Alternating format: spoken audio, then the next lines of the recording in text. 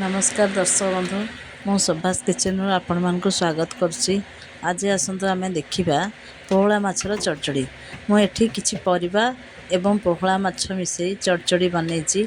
आपण चाहिए खाली माछरे मध्य चड़चड़ी बनई पारे। मुझे आलू को पतला पतला कर काटी नहीं, गोटे बैगण, किछि पोटल, किछि पोई खाड़ी, जह्नी एवं भेंडी नहीं। एठी मु गोटा भेंडी नहीं, आपड़ चाहिए भेंडी काटिकी नहीं पारे। मुझे पोहला माछ को भल भाव बाछि धोई रखी नहीं। आसतु से प्रथम स्वाद अनुसार लुण हलदी गोलई नेबा।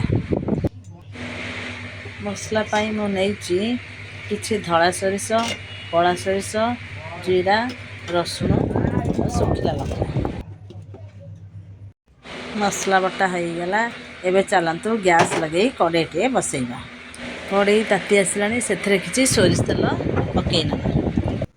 तेल भल भाव तातीगला आम से प्रथम पोहला माछ गुड़ी को भाजी नवा। पोहला माछ गुड़ी को आम भल भाव कड़ा करके भाजा। माछ गोटे पट भाजी हो सारा आम माछ को ओल्टाई आउ गोटे पट भाजी नवा। माछ कड़ा भजा हो सारा ताकू आम अलग पात्र को काढ़ी नेबा। एबे कड़े किछि सोरिष तेल आम पकई नेबा। तेल गरम हो सारे से सुखिला लंका फुटण किछि देबा। एबे से किछि कटा पियाज दे अल्प समय भाजी नेबा। पियाज भजा हो सारे चलतु एबे आम बाटी रखा सोरिष मसला को से पकई देबा। मसला रे एबे आम स्वाद अनुसार लुण हलदी पकई नेबा। मसला रे आम दुईटा तेजपत्र दे मसला को भल भाव कषा।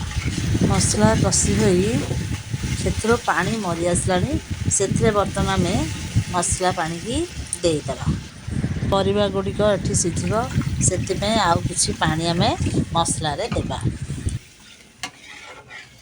मसला पानी फुटी आसलानी आम से काटी रखिथिबा आलू पोईकी पकई नेबा। टिके सिझापी एबे ढांकुणी देदेबा। परिबा सिझापी 15-20 मिनट लगे। एबे ढांकुणी को खोली नेबा। अलग परिबा गुड़िक से आम पकई नेबा। एबे आम एथिरे भेंडी को पकईबानी। ये परिबा गुड़िक सिझीगले पछरे आम भेंडी को पकईबा। परिबा सब सिझापी ढांकुणी किछि समय घोड़े नेबा। चलतु ढांकुणी काढ़ी नेबा। देखिबा परिबा गुड़िक सब सिझिला कि ना। एठी परिबा गुड़िक सब सिझी जाइछि। चलतु एबे काटी रखिथिबा टमाटो भेंडी की मध्य एथिरे एबे पकई देबा। आउ अल्प समय पाई एठी ढांकुणी गुटिके एबे घोड़े नेबा। एबे ढांकुणी को काढ़ी नेबा। देखंतु परिबा गुड़िक पूरा पूरी सिझी जाइछि।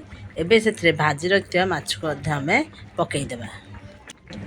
माछ पकई 5 मिनट आम ताकू पकड़ा को छाड़ी देबा। देखंतु माछ पड़ीगला परे चटचटी केते सुंदर देखा जाउछि। प्रस्तुत हो गला पोहला माछर चटड़ी। आपण एहीपरि माछर चटड़ी प्रस्तुत करंतु, निजे खांतु, समस्त खांतु। किपरि लागिला कमेंट माध्यम रे जणांतु।